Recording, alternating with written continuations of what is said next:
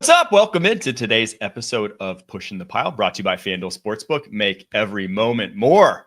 Bryant McFadden joins the show with us today. We're going through Miami's Pro Day that we saw yesterday, more specifically Cam Ward and how he fared, as well as we're going through the AFC, going through the biggest needs that we believe for every single team. BMAC has his, I have mine, and then we're going to give you guys a player in this upcoming draft that we think fits that need the best. BMAC, how you doing today, brother? Man, it's a great day to be alive, Mike. Of course, as we continue to get closer and closer to the draft, I'm getting excited. It feels like I'm getting drafted, even though my pockets, they say otherwise. They're a bit light right now. We are less than a month out until some pockets expand on day one of the NFL draft. We're going to talk, though. I was at Miami yesterday for the Pro Day for Cam Ward. It was a marathon. Started at 2:30, did not get over till 6:30. Wow. Usually Pro Day is the first thing in the morning. Usually it's bright and early, get in, get out. But this was a made-for-TV special because, well, the likely number one overall pick was in the building, and he threw a lot. I think he had over 50 throws during his Pro Day, which is a gargantuan number. And it was pretty sick. I want to hear about your Pro Day, though, before we kick off, BMAC. I want to hear how yours fared. Give us some stories from back in the day, how that FSU Pro Day went. Oh, man, my Pro Day was pretty good. It was pretty cool because we had a large class, Mike. We actually had, two first-rounders that were drafted in that class. I went second. I think we had a total of 7 or 8 guys drafted in that 2005 draft. So we were pretty deep. My Pro Day was, was great. It was great, man. And, I was the one of the top guys in terms of the defensive backs that most scouts wanted to see, and it went through. It was phenomenal. It was a great event. And the thing that I love about Pro Days, especially now compared to how it was back in the day for me, is it's an event. You can go out and watch. To your point, we saw Cam Ward and some of his other teammates, perform on television, and now they're making it more of an event. And I love that. And also, too, to your, you were there yesterday in Coral Gables. You see some of the current Hurricane players watch, and the same was for me. My teammates that were still part of the team getting ready for the upcoming season, they were able to watch me along with some fans and family members. So it's a great event, man. I really love the Pro Days because it's that one final time that you get to compete and put on for your teammates, because after this you do individual workouts, and of course you get ready for your new team in the NFL. Do you remember the numbers you put up at your Pro Day? I ran in the high 4.3s, low 4.4s, depending on different clocks. I jumped, I want to say 39.40. I think my broad at Pro Day was like 11.1, 11.4, 11.3. And all numbers I have in front of me. Hey, Mike, I actually have now. Granted, this is going to make me sound old. I actually have the DVD of my Pro Day. Yes. I'm gonna share it with you. I'm gonna share it with you. Somehow get it to you, and that way we can kind of put it in the show potentially, where you see me do everything, the all the field drills and the 40 and things like that. So yeah, I actually have the actual DVD of my Pro Day. So the numbers I have in front of me, which you're a psycho because at the combine you jumped 38.5 inches in the vertical, 10.10 in the broad jump.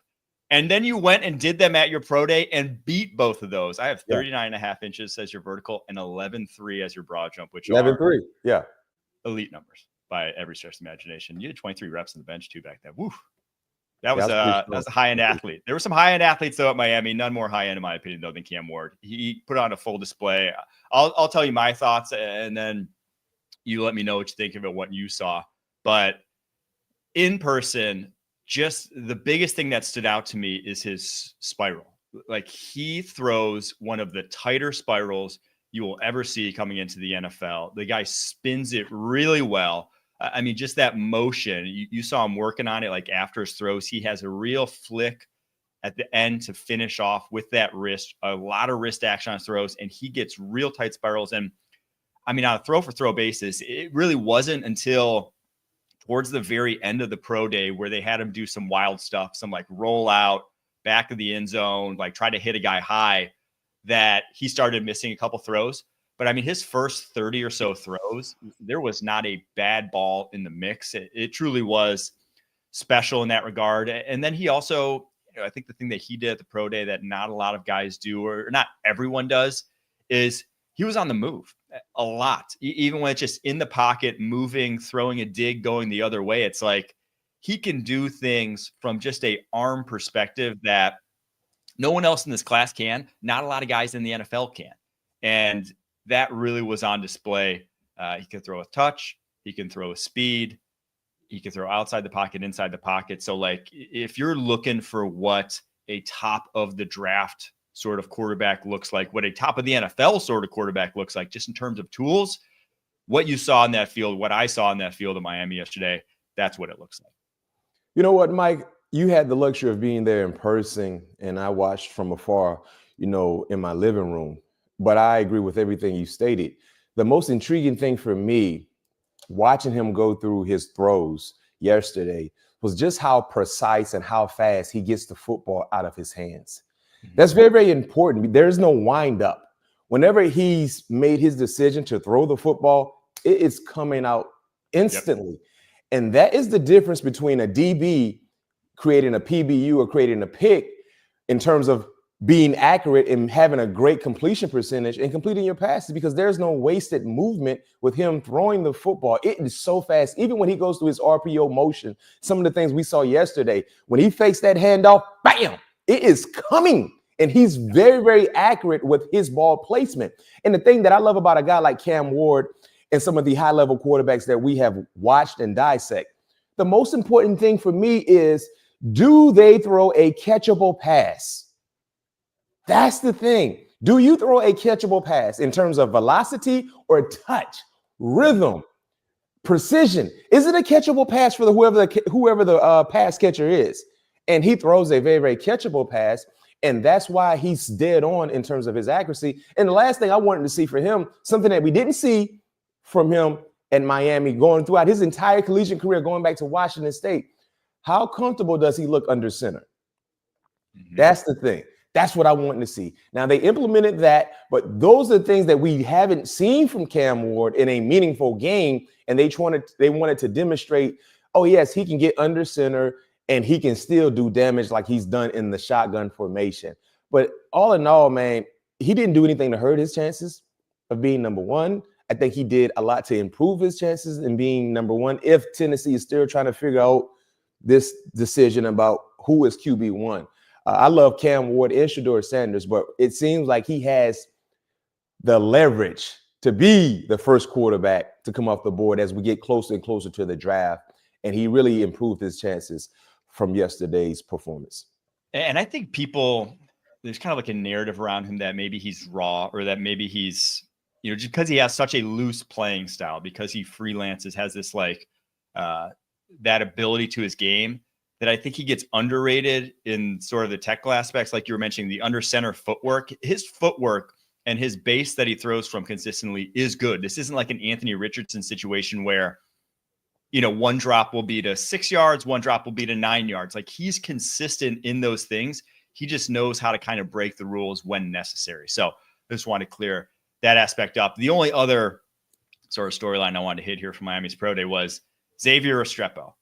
Over 1,000 yards this past season. Cam Ward's number one wide receiver, a guy that a lot of people have as a top 100 player in this draft class. The watches on him, I could not believe in his first run. I'm standing there. A bunch of people had their watches out, phones out, timing them. I see him get off, and I'm like, it didn't look great. I on tape, I didn't think he was like slow. I never thought he was like a blazer, but like I was like, he'll be fine, good enough for a slot wide receiver. And I saw some of the numbers, and I was like, that's got it. Like, every single watch had over 4.8, and I was like, are you kidding me? And that second run came back. I videoed it, and it was closer to 4.9. And wow. I don't know what this does for his draft stock. I didn't have him as a top 100 player going into this, but I can't remember a 4.8 plus at wide receiver or even running back that just like got a chance. Unfortunately, I think that caliber of speed it's going to get passed over, and it's unfortunate for him, because I think he did himself a disservice running that. Man, he had a glorified career. He leaves Miami as the all-time leading wide receiver in terms, I think, yards. I don't know if it was receptions also, but correct me if I'm wrong. I think he holds the record for most receiving yards in a career. Now he played his entire length of college eligibility, but he was productive. He's a football player. But to your point, these are things you have to do. And you have to show, or you have to confirm what we watch on tape. And when we watch him on tape, we see him creating the necessary separation. He didn't really go down the football field a lot because his, you know, part in their offense mostly commanded him to do slot damage and, you know, kind of move the chains. But he was very, very productive. But when you get to this level, you got to run that 40, especially if you're an undersized wide receiver. That's the issue, too. It's not like he's 6'5", 230 and ran 4.8. What was his measurements? 5'9"? 5'9". Yeah, 5'9", 209. 209. It looked like he bulked up a little too much. He was on that you know, those lats and those pull downs a little too much because he got a swole on. Yeah. He actually did himself a disservice. If he didn't run, he would be in a pretty good position. You know what I mean? So it's you don't want to see that because when you turn his tape on, he can play football. But unfortunately, he's going to fall in the draft because, to your point, you said this second one was 4.9. Think about the different hang times that got him. And then also, when you run at pro day compared to Indy, they still add some time to what they get because it's not laser. You know what I mean? So it was surprising to see because he's a great, great football player. And when I look at Xavier, he reminds me a lot, and just from his play style and his body style, of Braxton, Berrios, yes. You know, that was drafted. Do you remember what round he went? I think he was UDFA also, though. And I would say also, I'm taking Restrepo there, but I think he was UDFA. Braxton Berrios. Let me see. Yeah, to the Jets, correct? Yeah, I think he started with the Jets, though. He started with the Jets. Sorry, he was a sixth rounder. Okay. He went in the sixth round. Now, I don't remember exactly what he ran, but he was undersized, and he had some pretty good tape. His tape was not to the level of Xavier was throughout his career there in Miami, but he had some pretty good tape. But I don't think he ran 4.8, 4.9. Yeah. No, he was actually the 4.4. So probably your closest, if you want success story in that sort of mold, who's 5'9", round 200 or so. Wes Welker is your best bet. Wes Welker was 5'9". He was 196, I believe, coming out, and he ran a 4.65. But that's still 0.2 of a second faster. That's much faster. Like a 4.65 to a 4.85 is the same difference as a 4.65 to a 4.45, right? Like, and that feels big. So, yeah, unfortunately for Restrepo. Hey, Mike, I got a cool fact about Wes. And correct me if I'm wrong and fact check me on this, but I think Wes was a glorified defensive back coming out of high school. He might have been. Yeah, I think he was a high level DB coming out of high school. People don't really remember him for that, but yeah, I think we were in the same.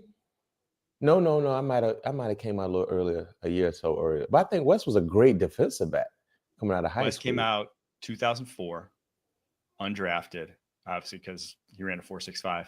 But Restrepo did help himself out, went like 6'8" in the 3-cone.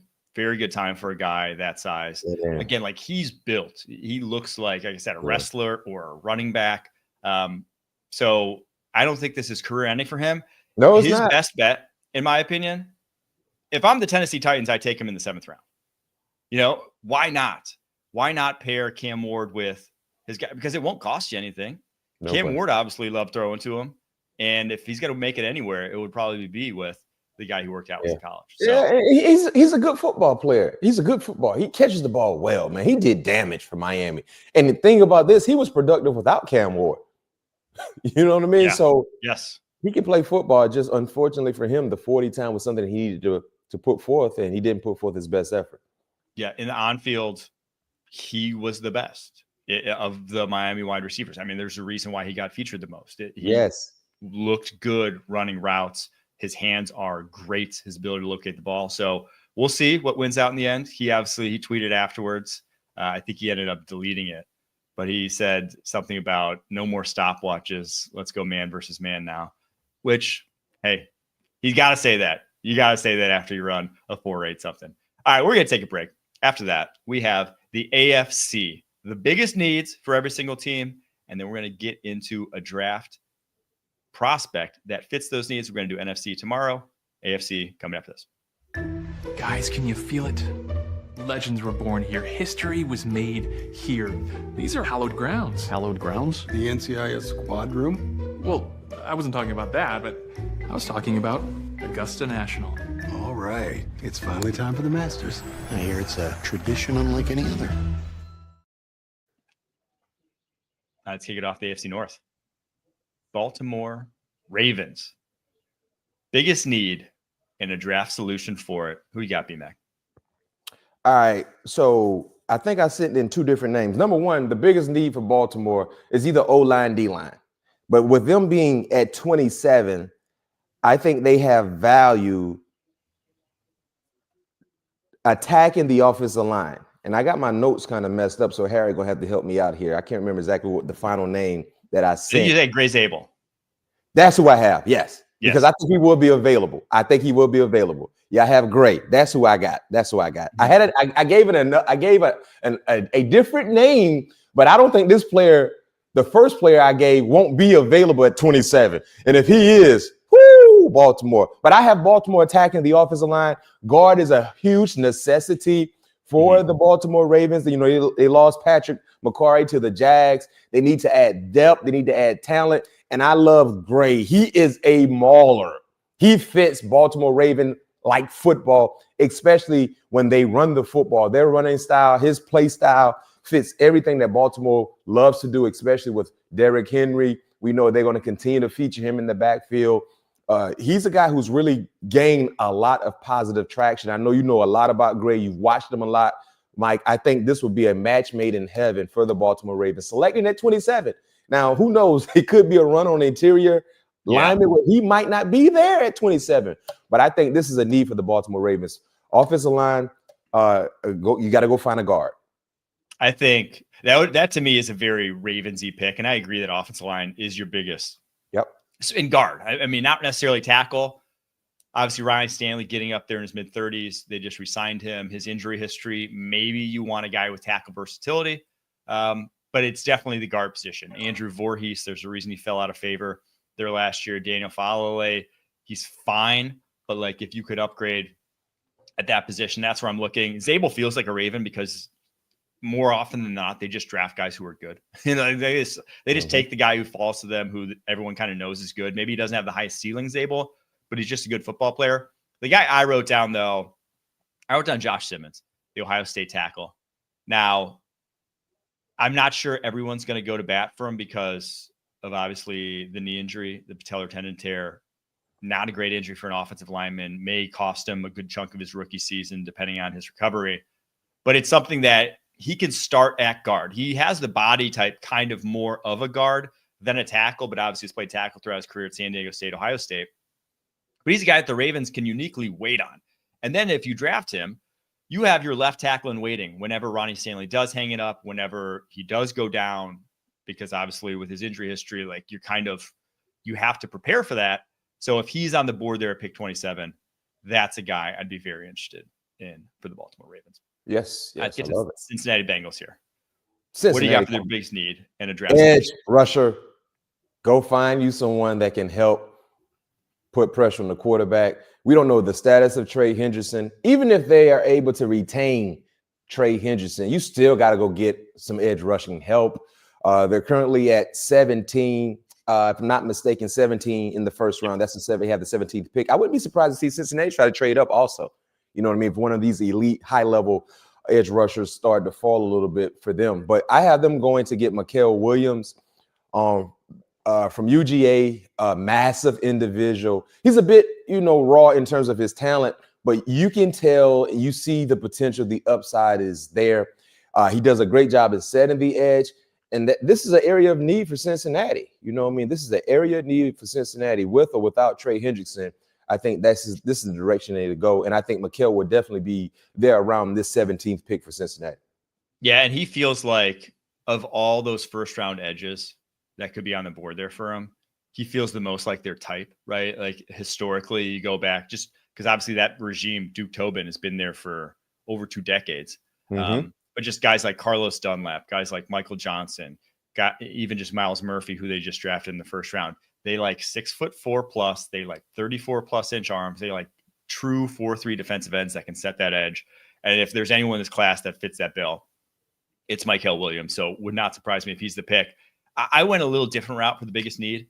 I think the guard position is massive for them right now because they're close. They're close to a good offensive line. And again, going all in on offense the way they did, especially at wide receiver, I think your strategy now is invest all my resources, not all, but invest resources along this offensive line in this offense and just have a juggernaut, right? The defense side of the ball, it's not completely bereft of talent, but 2 more additions to this defense isn't exactly making it an elite defense.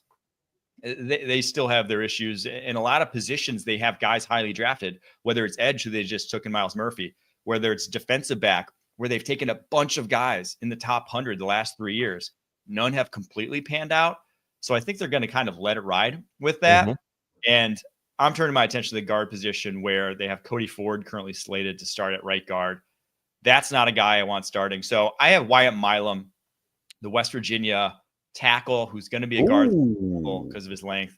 I think if you can get him at pick 81, where they're drafting in the 3rd round, 49 might be a little rich. That's closer to actually where he is in my draft board, but I think he'll be available at 81. And he's the kind of guy who's a mauler in the running game, would fit in with what they've been doing with that power run scheme that they've sort of shifted to the past couple seasons. To me, they have to, pick 17. You don't necessarily have to go get like a Tyler Booker for the Bengals. You can probably address a higher value position, but that pick 49, that pick 81, they better be taking a guard with one of those. It has to happen in this year's draft, maybe even 2 because of the need there up front. All right, let's get to the Cleveland Browns. What do you got for biggest need in their draft solution?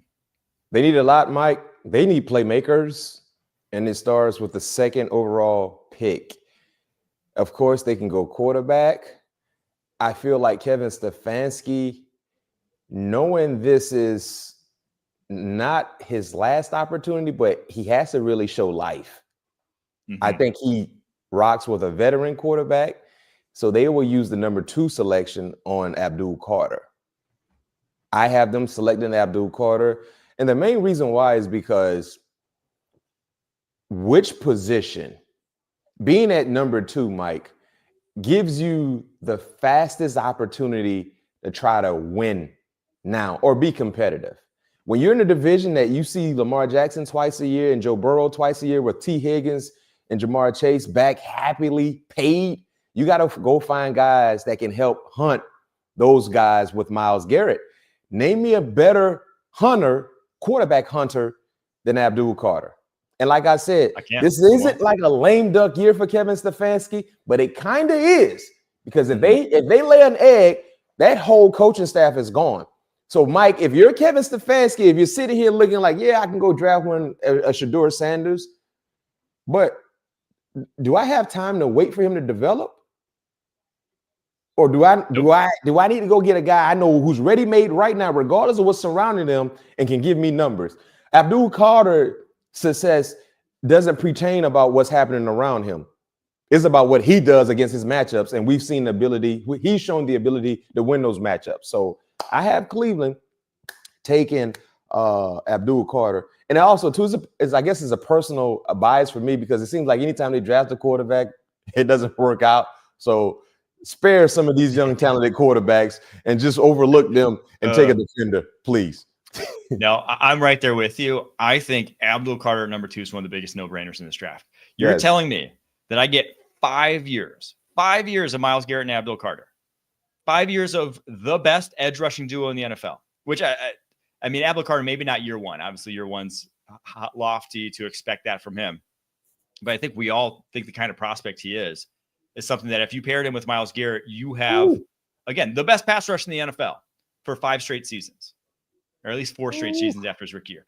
That's just like, that is as valuable as, any of the quarterbacks in this draft class, in my opinion, at least, just because I don't see any of the quarterbacks after Cam Ward getting to the special realm, the special realm that gets you in there in the mix every single year. They just don't have that level of physical tools. So yeah, Carter to me is a no-brainer. Yes. I went with running back, though, as one of their biggest needs right now. They're rolling at this point in time with Jerome Ford, Pierre Strong, a couple of slighter, speedier backs. So I want a more physical presence at that position. I went with Damian Martinez. Oh, I thought you were going to say Ollie Gordon. Ollie Gordon. Ollie Gordon's. Yeah. This draft class has just every single type of back. Yeah. Like there really is. If you want power backs, there's like a handful of them. You want speed backs, there's a handful of them. But I think Damian Martinez has a little bit better down-to-down consistency than Gordon. And I think one of those picks in the 3rd round, whether it's 67, hopefully more likely 94, if you're the Cleveland Browns, that's where I'm targeting a guy like Damian Martinez. He's not a burner, but again, you have guys that are much faster in that backfield already. You need a guy who can grind out tough yardage, and anything we've seen from Martinez over the course of his career, we know that that's what he's very capable of doing. And that was going to be my next question around which round, but you said 3rd round. They have 2 picks in the 3rd round, so yeah. Yes. All right, your Steelers. What do you got for us? Offensive playmaker. So in terms of my need, I'm more attacking, and Mike is doing a great job in giving you an overall umbrella answer in terms of what a team needs and giving you more of a mid-round type option. All of my picks are pertaining to the 1st round, viewers. So I'm just giving you some insight on what I think they might do in the 1st round. So for my Pittsburgh Steelers, they got to go get more playmakers on the offensive side. So for whoever the quarterback is going to be. So when Aaron Rodgers is the Pittsburgh Steelers quarterback, we have another weapon for him. Did you guys hear what I just said? I said when Aaron Rodgers is the Pittsburgh Steelers. I'm not saying I know anything. I'm just throwing that out and speaking into existence because at this point, we have no other option. Where else is he going? Where else is he going, though? I know, right? Retire? No, Aaron. Yeah. You want to have Aaron Rodgers, you want to have like a last hurrah. You want people to know this is your last time to come see you play. You want to soak the moment up, which you're deserving of having. So stop playing around Aaron Rodgers. He's got too big of an ego to go out the way he does. Yeah. He just does. Yeah. So when Aaron Rodgers becomes the quarterback, I'm just speaking into existence. I have Pittsburgh round 1, Matthew Golden with the 21st pick, right? Not knowing exactly how the board is going to unfold, but I think he definitely will be there. And the thing I love about Matthew Golden, Mike, he ran high 4.2 in Indy, but you see the 4.2 speed in full pass in game-like situations as well. He gets it going. And the thing I like about this matchup with George Pickens, DK Metcalf, 2 bigger guys, now you got a smaller, shiftier, fast guy that can really create separation and commanding the slot areas more than none when you look at the other 2 guys he can work with as well. So I love this for Pittsburgh. I love this for Aaron Rodgers. Matthew Golden would be my go-to in terms of being an offensive playmaker that's available in round 1. Yeah, you have a true, so DK and Pickens, they are much more outside X, whatever, like vertical tree receivers. Golden is a full tree receiver. He is, unlike most guys that go break 4.3, you're like, well, can they run a route? With him, it's like that was never in question. That was always his calling card, was his ability to run pretty much any route you want him to. So I was a little crazy. I was a little hesitant when I saw it in like the pre-show here. I was like, Matthew Golden, he's going to have to sell me on this. But I do think if you want like this window, because Arthur Smith's offense is not a 3 wide receiver offense. That was what everyone complained about in Atlanta. They hated how little anyone got utilized in that receiver room. But if Aaron Rodgers comes to town, it ceases to be Arthur Smith's offense. One thing we know about Aaron Rodgers is he runs the Aaron Rodgers offense. Wherever he goes, it's going to be what he wants to do. And he wants to run 3 wide. That's what he wants to do. And giving him 3 options that basically all 3 could be open on every single play or should be open on every single play is your quickest path to competing in the AFC North, in my opinion. So facts. I'm right there with you. My position, though, is the position that Aaron Rodgers plays that they haven't quite filled yet. And even if they do fill, I still think they should address, because my take on this quarterback class is, after Cam Ward, I'd love to draft a guy in round 3. And I wouldn't love to draft a guy before that, because I don't know if any of them turn out to be high-end guys, but I think there's a lot of potential for capable starters in this draft class, because they played so much football, because they're so experienced. I just don't know if I see really, really high-end. But you take capable starters or guys that could do that in round 3, and especially when you have like these aging vets that maybe you could just throw a dart at one of these guys. So I'm going Tyler Shuck. Pick 83.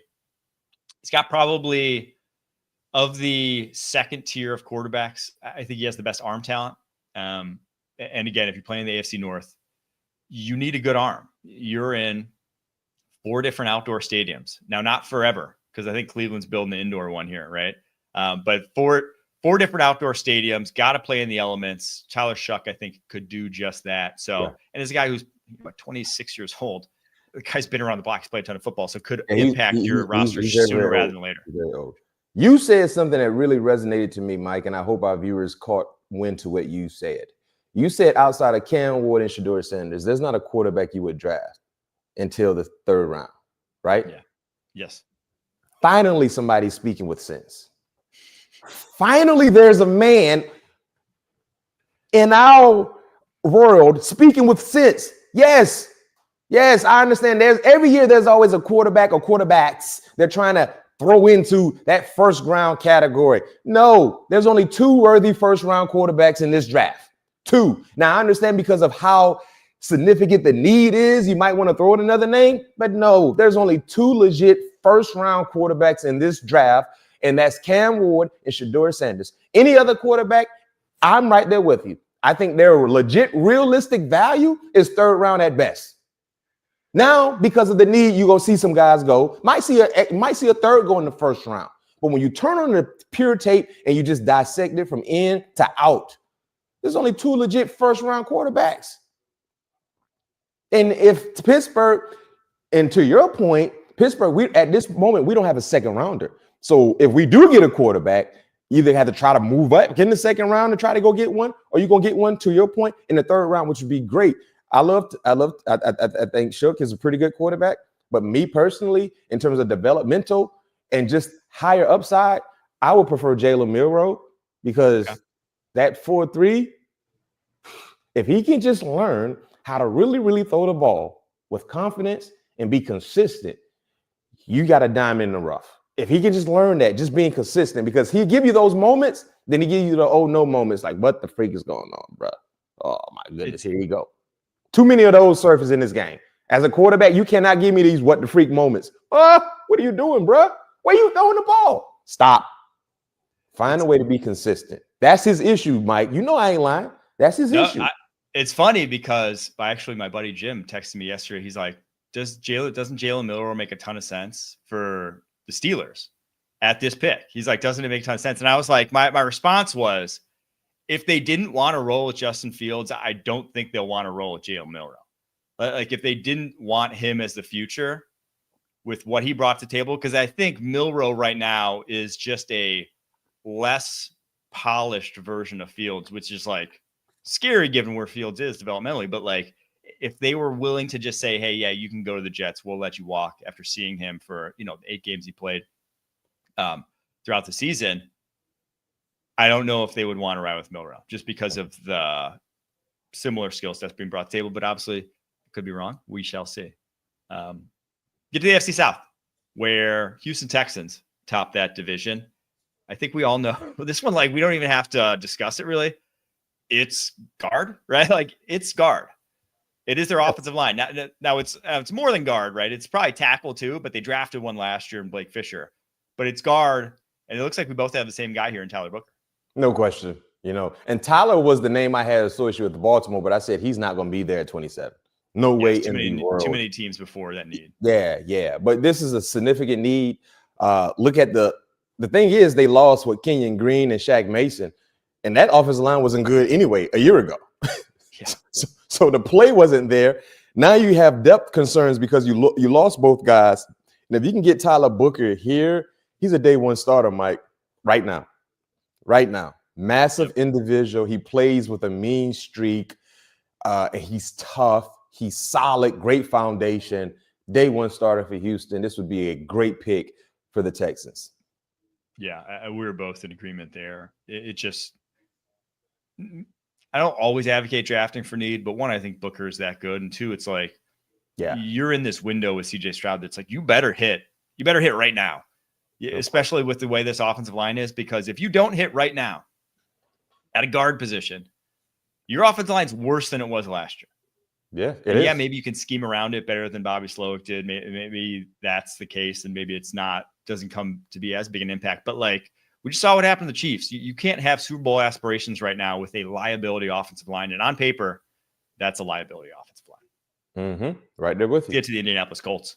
Yeah. Where I think they did a great job along the defensive side of the ball, addressing stuff. But I do think offensively is where I'm looking. Where are you looking?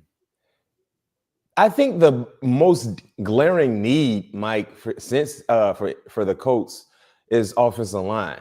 But at 14, it could be a guy available where you don't pass up on him, and that player is Tyler Warren. Yes. I think Tyler Warren would definitely, realistically speaking, he would be available at 14 for the Colts. If that's the case, you sprint that card in with his name on it and draft him in the first round. You can attack the offensive line concerns later in the draft, but Tyler Warren is you can't say no to him at 14. So I have Cincy. I mean, I keep saying Cincy. I don't know why. Maybe Cincinnati's going to try to trade up to the 14th. Close. Maybe that's what's happening. Harry, clip and save this, because if Cincinnati trade up to the 14th pick, I need to go play the lottery instantly. Yeah. But your number should be 14. No question. There you have it. That's what my number's going to be. Facts. I have 14 Colts taking Tyler Warren. Yeah, I'm with you there. And I do think actually tight end's even like their biggest need. You drafted Jelani Woods 2022, but he has not, I mean, back-to-back seasons where he's missed the entire season with injury. At that point, it's like you can't rely on that guy. Interior offensive line, I think they have names that they can backfill for losing Ryan Kelly, for losing Will Fries. I think guard is probably a need, but it's not one I'm addressing. Probably a pick 14 for them, unless maybe like Will Campbell, Kellen Banks falls into their lap. But tight end, Tyler Warren, perfect fit for that offense. Another weapon for Anthony Richardson. Truly like gives them one of the best receiving cores in the NFL with him. But also, I think the bigger thing is he is a great blocker. Yes. He is a guy built to add to that running game, which is their bread and butter, and block on the move, lead out for Anthony Richardson, block in line, lead out for Jonathan Taylor. Like, there is a lot of things that he can do as a blocker and as a gadget guy that, you know, in Shane Steichen's offense, you know, he could be running the Philly special stuff. He can be throwing the football. You as a former high school quarterback, like, you can design trick plays and gadget plays around him the way they did at Penn State that can be effective. So for so many different reasons, he's one of, you know, my favorite fits in the draft, him going to the Colts. Yep. And he will be, for the Colts fans, diehard fans, who already have a 44 jersey, you know, you just got to change the Clark and put Warren, you know, for the Dallas Clark fans out there who rep Dallas when he wore 44 for the Indianapolis Colts. Easy peasy. All right, Jacksonville Jaguars. A lot of needs on this team. Where are you going? Oh, I got Jacksonville. You can thank me later, but this is what you should do. This is where you need to go. At 5, you had the 5th pick in the first round. Glaring needs. But me personally, I think you attract the defensive line here and you go get Mason Grimm. Yep. Oh, the best interior defensive lineman in the draft. Now, think about this, Jaguar fans that are watching us. Let me give you a vision real quick. Just look up into the clouds, right? You probably got good sunshine right now in Duval.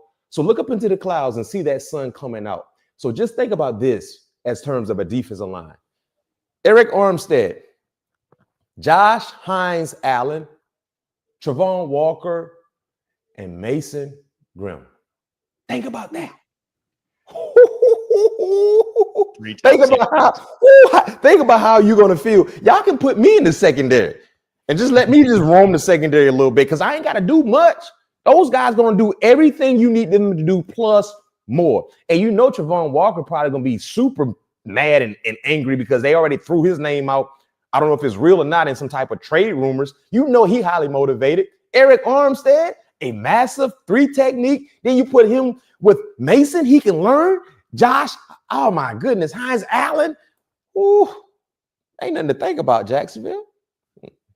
Don't screw this up.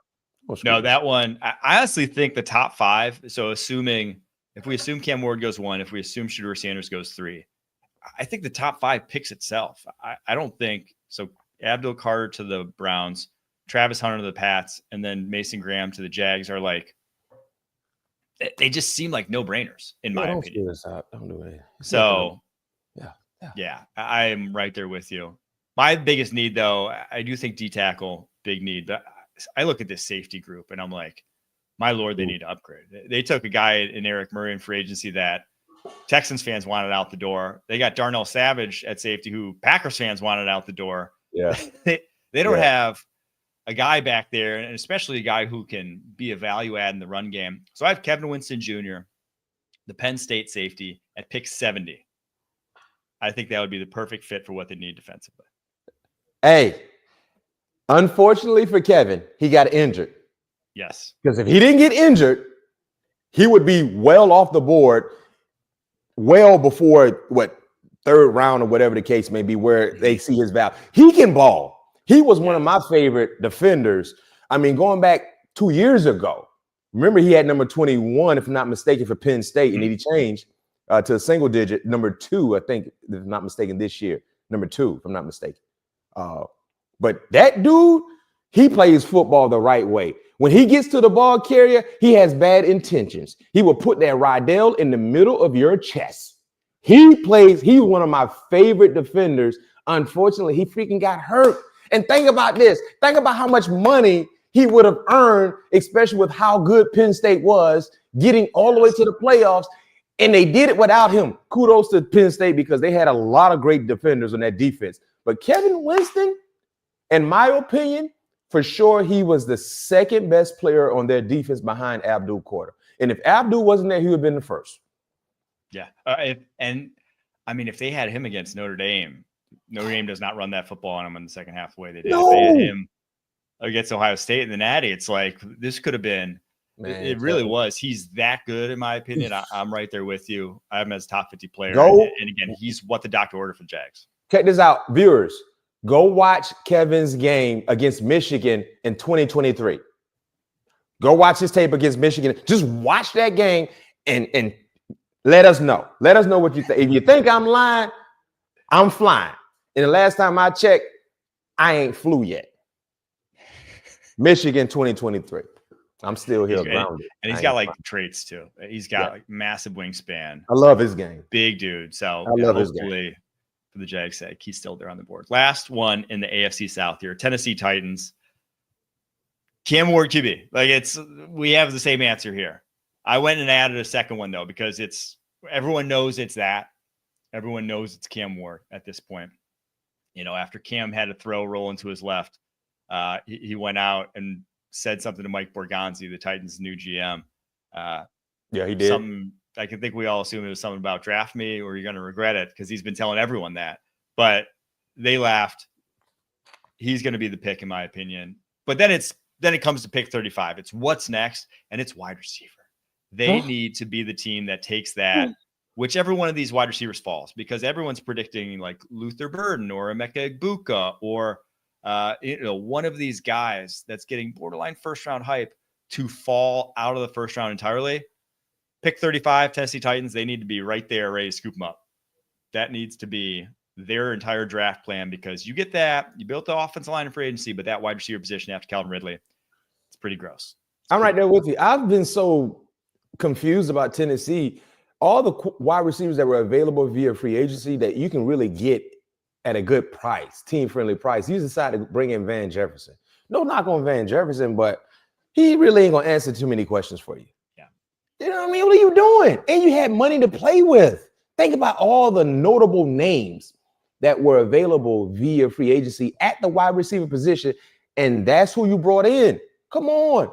To your point, if you have a young quarterback, make his life easier while giving him playmakers. Outside of Calvin Ridley, who can you call in a time of need outside of Calvin Ridley? Nobody. Shots out to Keith Sweat, by the way. So, yes, second round pick, they got to go get a wide receiver. That makes all the sense in the world. And I still would address maybe bringing in a vet also that, needs a home. They still has some tread left on their tires because you can't have enough playmakers, especially you got a young quarterback. 100%. All right, we'll take a quick break. After that, we have the AFC East and the AFC what? Yes, to hit. All right, coming up right after this. The clock never stops. Relive the greatest moments with uninterrupted highlights and more. It's Gareth Bale! Ronaldo! Wonderful goal! On the UEFA Champions League channel. Streaming free. All right, Buffalo Bills. I think we're both in the same ballpark of where we think their need is. Somewhere in that defensive backfield. You have safety, I have corner. Who do you like for them as a fit, though? Nick Emanwari. Everyone loves this fit. I feel like this is like one of the big universal. What are you talking about? I said this weeks ago. If Cam Chancellor and Kyle Hamilton had a football brother, it would be Nick Emanwari. You're 6'4", 220 plus, ran 4.3, jump 40 whatever, broad jump 11 whatever, and you got great hot hibachi tape. Yes, that man is he's what I call, he's a bully. You know what I mean? Sometimes when you go to certain lounges and restaurants and stuff like that, you got different categories that work inside those facilities. You got people who serve drinks, you got people who make drinks, and you got people who throw people out. He throws people out. Those are the type you need, Buffalo. You need guys who, it's okay to serve drinks and make sure everybody is hydrated properly, but sometimes you got to have people that, hey, man, you ain't dressed right. Get out. I'm not going anywhere. Or you ain't. Give me here. No. Throw him out. Emanwari. Bring some bully like vibes to the defense. Like, get out there and just be pushing people around for no reason. Then he'll pick up a pass here or there and take it to the house. Now, the kicker is, Mike, will he be there at 30? After that combine, who knows? I don't think so. He very well may not be. I do agree though. But the thing is, they just drafted Cole Bishop in the second round last year, expecting him to be the bouncer, right? Like they are hoping he would, and he didn't really see the football field. I know. So I do agree though. Nick Emanwari, let's hope. But I wrote down corner because obviously losing. You got at 30. Oh, you got Trey. I would Trey Elmos, the Ole Miss, former Alabama. What was he before that? Louisiana Lafayette before that. He just feels like a Bills type of corner. Yes, he is. 6'1", long. Sean McDermott has a type at corner. Long quarters, that can tackle, that can play physical. He's that sort of guy. And it just kind of picks up where Rasul Douglas left off. So I think it makes a lot of sense for the Buffalo. I can see that Sean McDermott types right there. I can see that. Miami Dolphins, where our producer Harry is patiently waiting for us to fix their team. They got a lot of needs. Most of them along the line of scrimmage here. What's your biggest one? O-line. They need to add versatility, need to add depth, talent. I have them taking Josh Simmons. Josh Simmons for me, offensive line wise. I love the versatility that he can provide, especially being healthy. Teron Armstead, he's closer to the end of his career, left tackle. They still need help in the interior as well. So, you can actually play Josh maybe inside right now and then eventually kick him out to the left side whenever Armstead decides to call it quits. So it's almost like getting two players in one right now, especially that's a need for the Miami Dolphins. I'll just say I've seen people mock Tyler Booker to the Dolphins, basically saying, they need a left guard. Liam Eichenberg's there, slotted to start. Obviously, you would like a big upgrade from that. He is not the kind of athlete that's going to thrive in that offense. That is a athletic offensive line. Athleticism is a prerequisite to play along that offensive line for Mike McDaniel. There's a lot of movement. All they do. From pulling, from stretch runs. Like, you better be an athlete. So he's not going to be. I would floor him if he is. Simmons is the type of athlete, though, that would fit in along that offensive line. I went a little different, though. I went defensive tackle. Obviously, ever since losing Christian Wilkins, they took a step back.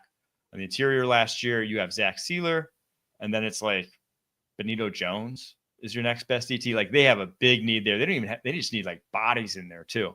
So 13, maybe it's a little rich for Derek Harmon, the Oregon defensive tackle. Trade back and get him. It's a good DT class. You might necessarily have to, again, pick one at 13. There will be guys available in the second round that can kind of fit that bill as run defenders, even in the third round. So maybe not necessarily. I love Harmon's game, though. I think 13 is not necessarily too rich for me to draft a guy like that. I think he's an impact sort of player. And people thought, I think Christian Wilkins was in that range. He was either 12, 13, or 14, if I recall correctly. People thought that was a little bit of reach when it happened. Christian went higher than people thought he should have went. Yes. Also. Yes. That was a little bit of a back then. And then what we saw turned out. So I'll go Derek Harmon for them. All right, New York Jets. Hey, I got some good for the Jets. Top 10. Who you got for the Jets? I got them cooking up something. Offensive line, D-line, either direction. Now, if Mason Grimm was available, which I highly doubt, he bet not be at 7, then you go offensive line. But if Mason happens to be available, you pair him up with Quentin Williams and kick everybody in the chest, point blank. But I don't think he's going to be there. But just think about that, Jets fans, just for a quick second. I don't want to get your hopes too high, but he probably won't be there. If he's going offensive line, go ahead and call Missouri and go ahead and finalize this whole relationship. I got him taking Ahmed Mimbo from Mizzou. He is a Jets type of player, especially with this new regime they have under Aaron Glenn. You got to look at where Aaron Glenn just came from. He came from an offensive situation where they had 2 bookend tackles, 2 bookend guys that did things the right way.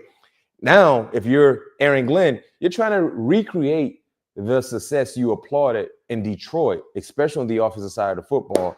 And I love everything about Mimbo. He finishes his blocks. He has good feet, good hand placement, plays with the right attitude. And I think he would fit nicely to what they already have on the offensive line in terms of, potential, upside, and just playing the game the right way. I'm right there with you. The 2 guys you mentioned are just no-brainers. If one of those 2 is on the board, you take them. Membu or Mason Graham. Membu, though, is just like right tackles, the missing spot. You have the makings of what could be an elite offensive line, and it's just missing the right tackle. And there just so happens to be a freak athlete who played right tackle for 3 seasons in college, sitting there on the board for you pick 7. I would love it if I'm the Jets. I have the exact same need and the exact same player for the New York Jets. Yep. I get the New England Patriots, where I think you could throw a dart at this depth chart and hit probably a need, given just the state of it. Now, they did a great job of kind of addressing them on the defense side of the ball, but I think we both agree offense anywhere on offense could be the pick here, or should be the pick here for the New England Patriots. Travis Hunter. You know what I said about Tennessee? I was a bit confused about the lack of attention at wide receiver with so many notable names available, free agency. I felt the same way for the Patriots because Drake May will be in year 2, but you want to continue to stockpile talent around him. And the only wide receiver they brought in via free agency was Mac Hollins. We know he doesn't like wearing shoes, so he doesn't really give you that that you would hope for, especially with all the money you had available. So this makes more sense to go get some for your young quarterback. So Travis Hunter, simple. Oh my God. I could not fathom. I mean, I could, right? It's the NFL draft. Shit happens. But like if Travis Hunter's on the board there for 4, and you look Drake May in the face and say, we're going elsewhere. I don't know how. I don't know how you could do that. Like his ball skills are so elite. You pair him with a guy like Drake May, who is more than willing to try to throw guys open. Mm-hmm. He is the ultimate throw Travis Hunter open because his body control to contort, to get to a back shoulder throw, to get to a high throw, to get to a low throw is just like on another level from anyone in this draft class. Truly like as good as you'll see almost ever at that position. Pair him with Drake May. Maybe let him play defense 10 or so snaps a game just to throw him a bone. Yeah. But you don't need corner. You need a wide receiver, and he's a wide receiver 1. Probably like the only guy who looks like a true wide receiver 1 sort of projection at the next level. Draft Travis Hunter. And then I went from that to your dream scenario at pick 38. In my opinion, Charles Grant, William & Mary offensive tackle, the best athlete in this tackle class. Obviously not a guy you're starting year one, but like after pick 4, even like the top guys, and Armand Membu, Will Campbell, I'm not sure you're starting them and they're like big, massive upgrades in year 1 at left tackle. So draft a guy who can be in year 2 your left tackle, and just get a guy who has high end traits to be the left tackle of the future. That to me is Charles Grant. Love it. To the AFC West, Kansas City Chiefs. Where you got them going is their biggest need? D-line for me. D-line, I'm being at 31, you still got great value available, in my opinion. And I'm thinking about improving the depth at the D-line and adding talent. Kenneth Grant is the name for me that I would love to see associated with the Kansas City Chiefs. Just think about a guy who's 6'4", 330-ish, quick feet, good eyes, great motor, and he plays with a relentless effort, and you pair him up next to Chris Jones. Think about that. And the thing about Kenneth Grant, yes, he's a massive individual, but he's not a 2-down player. He can rush the passer. I mean, and there's countless video of him retracing his steps and going to hunt the ball carrier and run him down and make plays. So if you're talking about bulking up a little bit, yeah, Kansas City. I mean, there's a few other directions they can go, but just my personal opinion, I'll take the D-line here. And Kenneth Grant probably will be available at 31, and that's the name you should reach out to, in my opinion. I love that fit also because from just almost like a tools perspective, he's very similar to Chris Jones in terms of he's taller, almost 6'5". He's got long arms, almost 34 inches. He can basically learn from Chris Jones, the master of that sort of body type, and how to win with that length consistently. He learns from him, just like copies his pass rushing moves. Like you can do it every single day. So I like that call out. I went just because I don't know, after his pro day that was so good, after the sort of pre-draft hype, if he makes it to pick 31. So I went Alfred Collins, a similar day 2 long nose tackle, not near the pass rushing upside, but like your run defense gets stouter with him in the fold. I went with him at pick 66, but I agree it's DT. A lot of people want to say O-line after how that last season ended. Yeah. But they're going to kick one of those guys in either Wanya Morris, Kingsley Suamai-Ida into left guard. And it would surprise me if they draft another offensive lineman highly, just given how much they've invested in that position. At the end of the day, at some point, you just got to lean on your laurels and say, we just got to develop these guys. We've taken a bunch. Now let's see how they fare. All right, LA Chargers, where kind of a big offseason turnover. After last year's offseason turnover, another season of a lot of turnover. Where are you looking, though, as their biggest need? More playmakers. Offense, more playmakers. Now, at 22, will they address this need? I'm not sure, but tight end is definitely a die need for them. They didn't have any tight end production. All the pressure was put on young rookie wide receiver Ladd McConkey. He played his way into the number 1 passing receiving option. No, so give him some help. Give your quarterback some help. I know you brought in Mike Williams, but if you really felt that way about Mike Williams, you would have never let him leave. You brought him in to add depth, because it wasn't like his play in New York, not saying it was solely on him, and with Pittsburgh, showed you that he's ready. He's back to being that prime like Mike Williams. And you're hoping for that.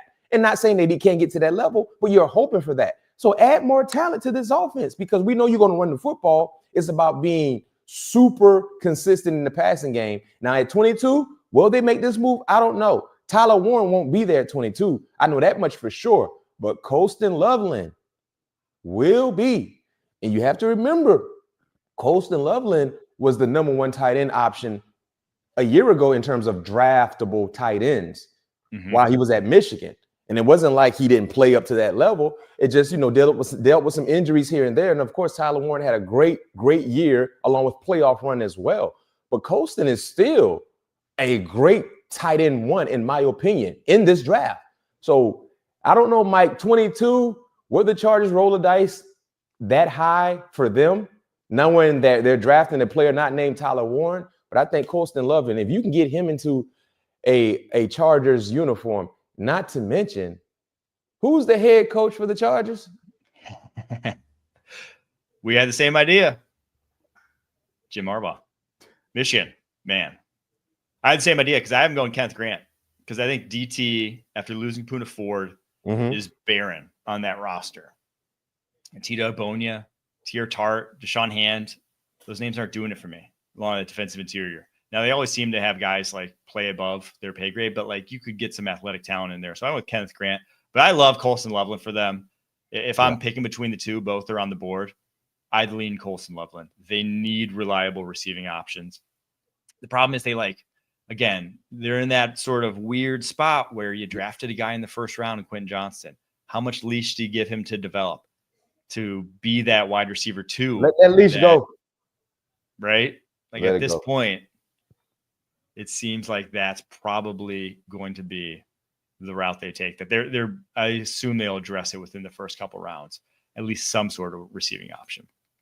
All right, Denver Broncos, where I think we have similar ideas. You went running back. I just went playmaker because you could use a guy who's like a wide receiver that can take handoffs too. You got Marvin Mims in there, but like for me, Sean Payton's never had the focal point guy or rarely had the focal point guy in his offense who's like a 300 carry back.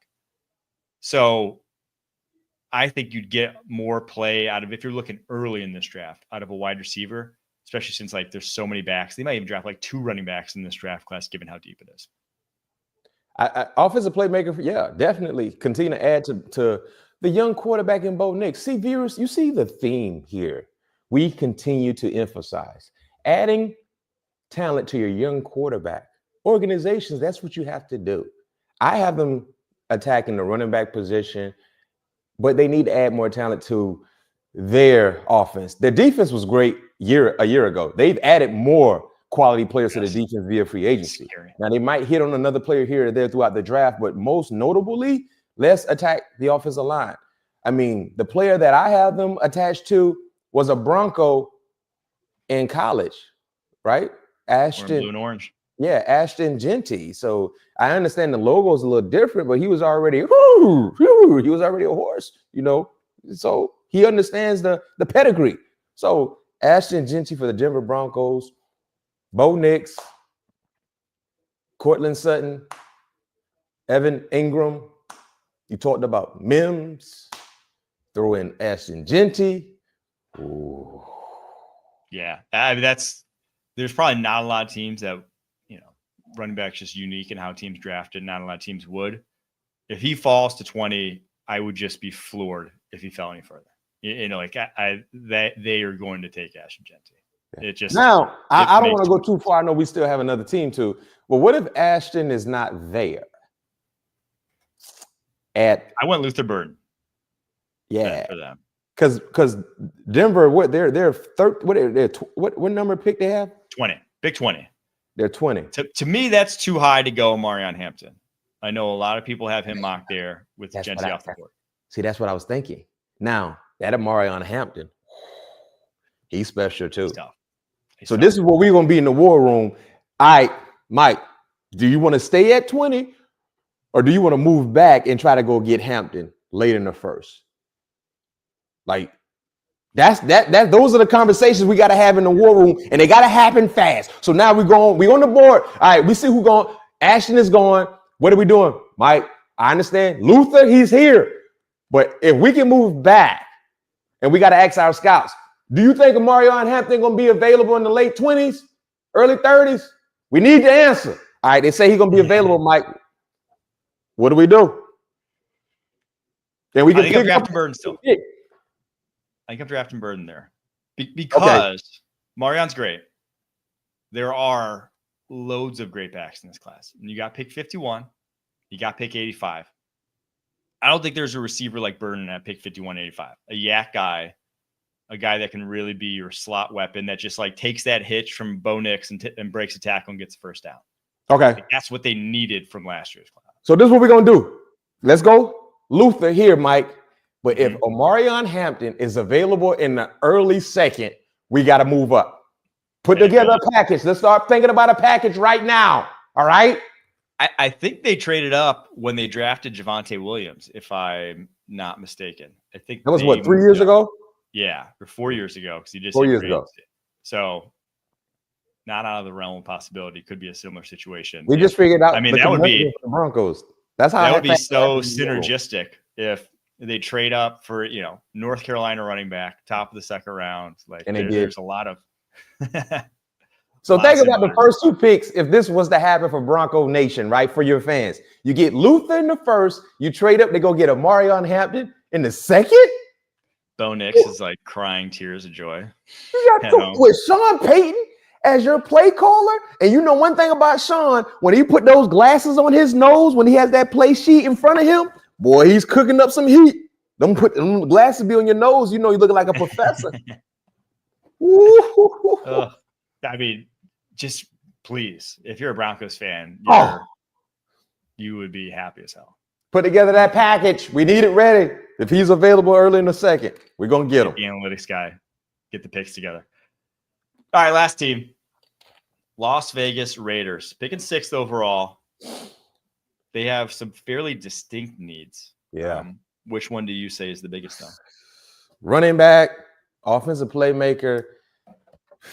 I have them taking wide receiver. I do. Okay. And the reason, I agree. Yeah, the reason why, you talked about how deep the running back class is. Mike, this might be the deepest running back class that I can remember. I'm talking about over the last decade plus in terms of just quantity and quality combined. So if you're the Raiders and you're still high, you got a high pick in the second round, you can go get you a great back in the second round, especially if Amarion Hampton is available that high. But I have them taking Ted McMillan. I know we've been kind of getting some issues about Ted. I think he's a great player, in my opinion. Very, very smooth, bro.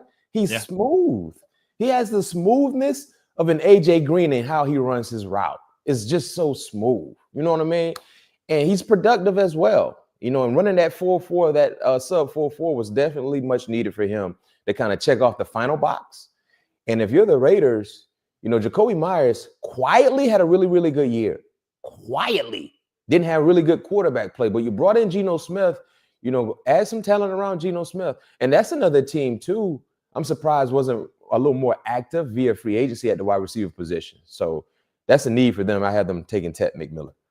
Yeah, the Raiders, a lot of roster turnover over the course of free agency. They weren't huge, massive players out in the market, and let some big names that were in that team go, especially in the secondary, which is why I went cornerback for them. Now, pick 6, I don't think I'm going like Will Johnson, right? If Travis Hunter falls to 6, sure, by all means, take him. Yes, no brainer.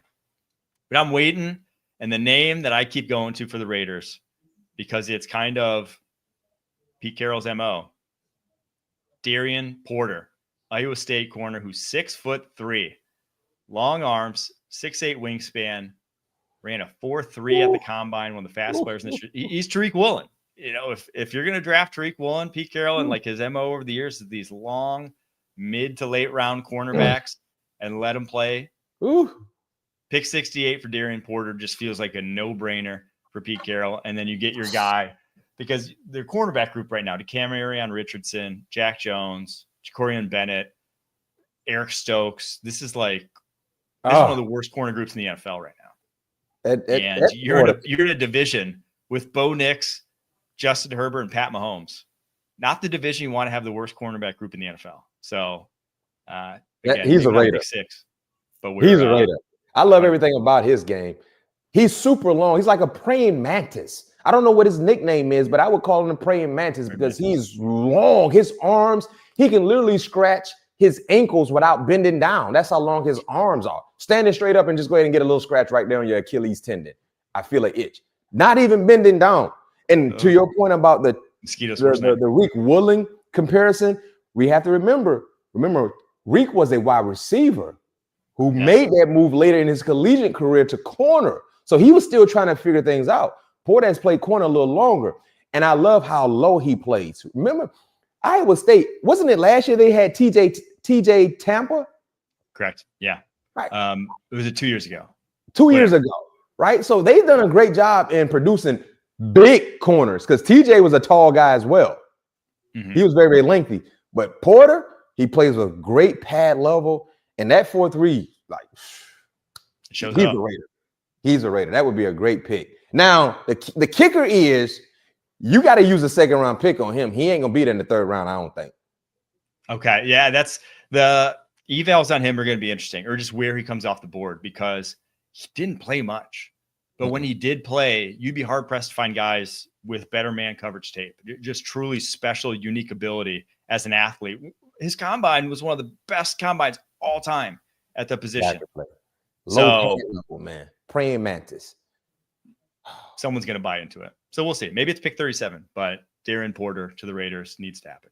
Needs to happen. All right. That's the AFC. Thanks to BMAC for joining the show. We will be back with Kyle Long tomorrow doing the NFC. Thanks to you guys for tuning in. Until next time, keep pushing.